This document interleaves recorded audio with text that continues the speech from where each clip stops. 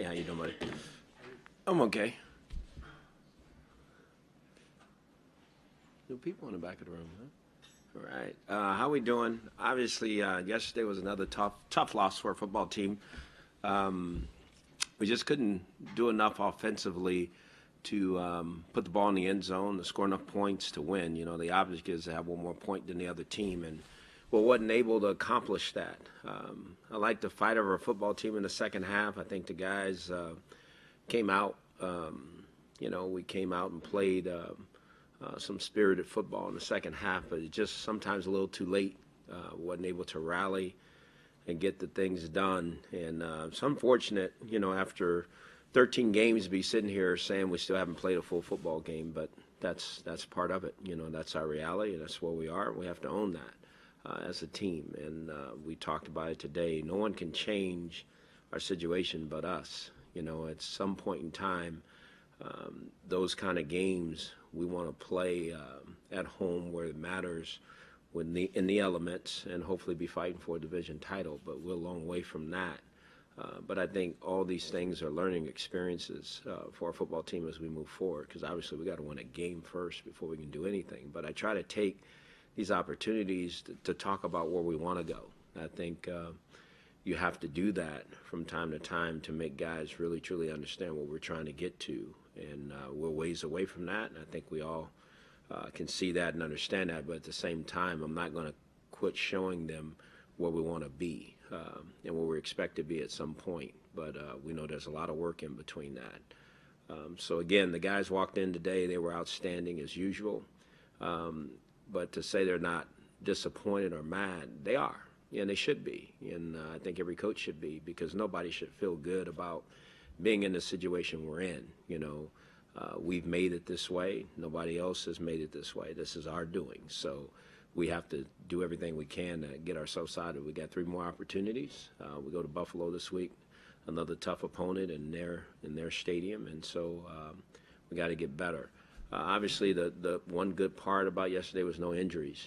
Nothing significant to really talk about from that standpoint to where somebody's going to be out. So that's a good thing. We'll hit the ground at practice with everybody being able to be out there and go. But we got some work to do, like we have all year. We just got to keep getting better and play consistent football. You were this Pac-Man Jones prior dust up. I wasn't until today. I know of it now. Yeah. We talked about Terrell and his temperament all year, but is he doing something out there that's pushing these guys to make these kinds of comments after the game? And have you talked to him about those kinds of things? Yeah, I just think it's unfortunate that those things are happening. I don't think they have any place in the National Football League, especially on our team. So we're going to try to get all those things quiet down. We just want to play football, be the best football players we can be, and let's get away from all of that, And I think sometimes some of our players think it's their prerogative, not just our players, other players, to make comments. But I think we need to settle whatever differences we have on the football field and leave it at that and be pros about what we do and compete against each other and move forward. Knowing Adam as well as you do, Mm-hmm. are you somewhat disappointed that, especially even at a time when you guys are kind of, struggling along, that he's piling on the situation? Well, I didn't see it all. I heard about it. I know Adam extremely well, and I don't think that, again, he's very competitive. Terrell's very competitive. It probably went too far, and I think we, just got to move on from it. People will pile on right now, and that's just part of it. So we'll weather that storm too and get better from it and grow from it and be better. When you went back and looked at the film today, do you regret not running the ball more? I know you guys were behind, and Right. the game kind of dictated what you had to do, but No, I don't. There's some other situations that I wish I would have ran the ball more, but I don't regret not running it more. I know the numbers say run it more, but we caught them in the right situations, to get the ball run. There was other times we tried to run it, we made a play, we got a holding. There's another time we tried to run a play and we should have pulled the ball and would have made another big play. So I think the timing of some of the things we did was right. I think it's easy to look at the numbers and say run it more, but run it out of different formations, and some of those things were their strengths, against some of our weaknesses. So we kind of tried to use some of their weaknesses against them, and that's why I think we were able to do a little bit better job in the running game. Back to Terrell real quick. Aside from the Adam Jones thing, you've also had him yelling at your quarterback in the huddle. He called out his offensive line after a game publicly. He's been caught on camera on the sidelines. How do you calm that down? How do you get him to, as you say, be a pro about it? We just stop it. We stop it. I have a relationship with Terrell, and there's a line that you just brought them all up. We're gonna stop all that. We don't need all that. I don't think he's doing it. Again, I want to say this about Terrell. I don't think he's trying to be negative when he's doing it.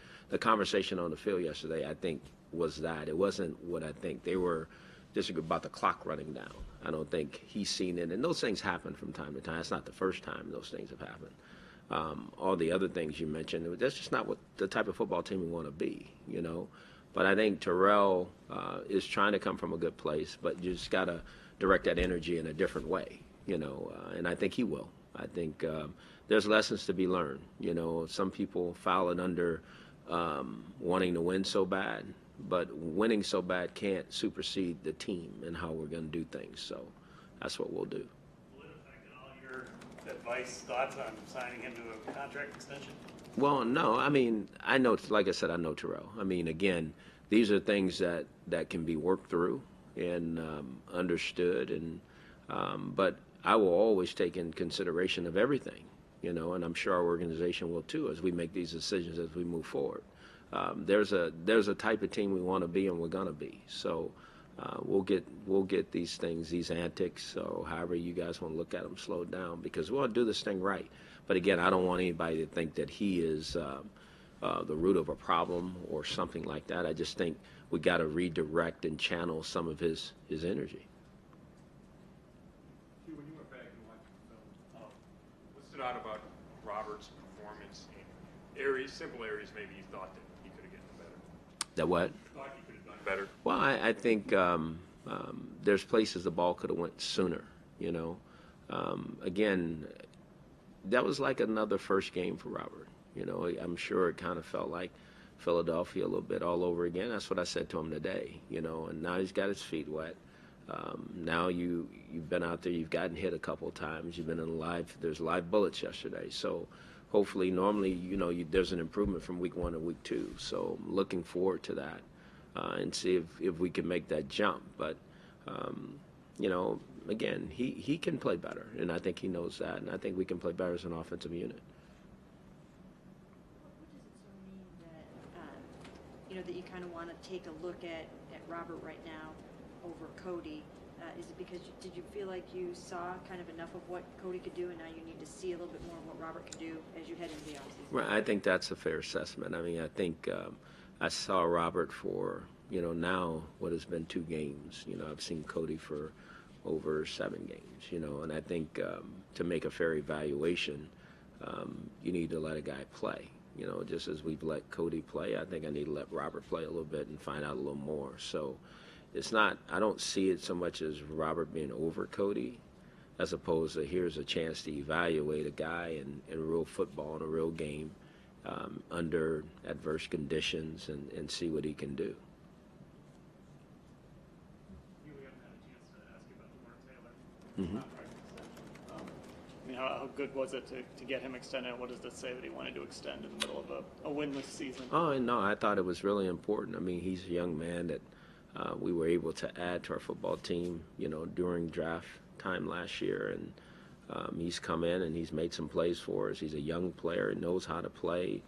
We're excited about his future here. And, again, he's another one of those young pieces that we know that will be here and will be kind of the core of our future. So I think it says a lot. And hopefully there's more of that to come. When you watch the film of Corey, and again, his targets, there's the big disparity between targets and actual catches that he has this season. Is he in the right place at the right time? Is this a learning process? No, it's just consistency with him and the quarterback being on the same page, and practicing enough and being in those situations enough. Like I said, you can't always simulate game conditions like they were yesterday. And as that's why I said last week, I'm going to keep taking all of you back. I said, you know, if things don't go as well, that's okay too, because I knew there was a potential of that. I mean, I've been doing this long enough to know it wasn't going to be perfect, you know, and so, you know, those things happen. And, but again, we all have to play better, you know, and again, for us, for this football team, starts with the quarterback. He has to get in rhythm, and I have to help him get in rhythm, and then the rest of the offensive players have to help that too. They got to be where they're supposed to be when they're supposed to be there, so that he can throw the ball, you know, with assurance and pinpoint accuracy, and then we got to make the plays when they're there to be made.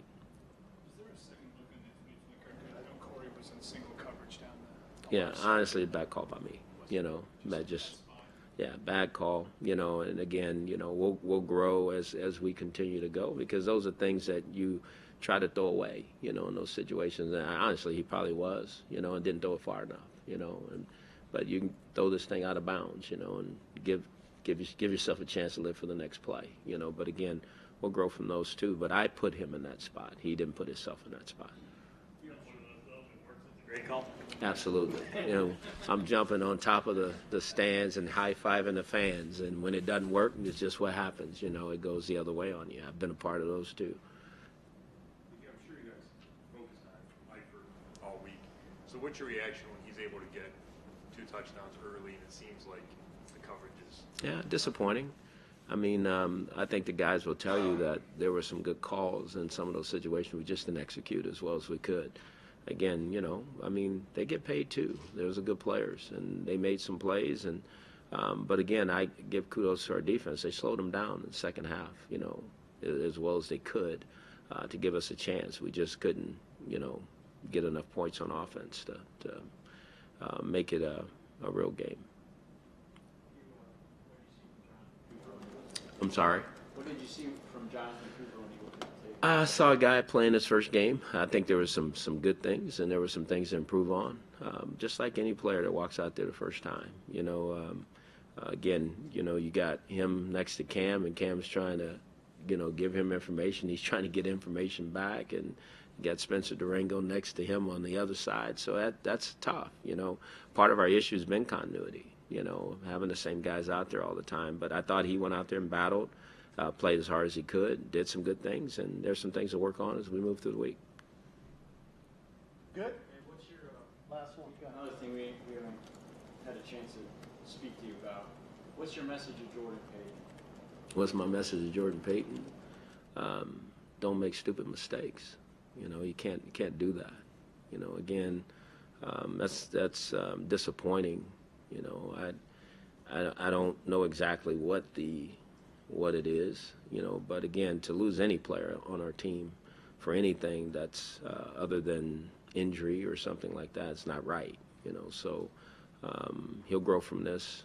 Again, these are all teaching moments for our team, and trust me, these are things that I try to bring up to our whole team, because we can't afford to lose anybody for anything. You know, we need every member of this team here and participating to be the best we can be.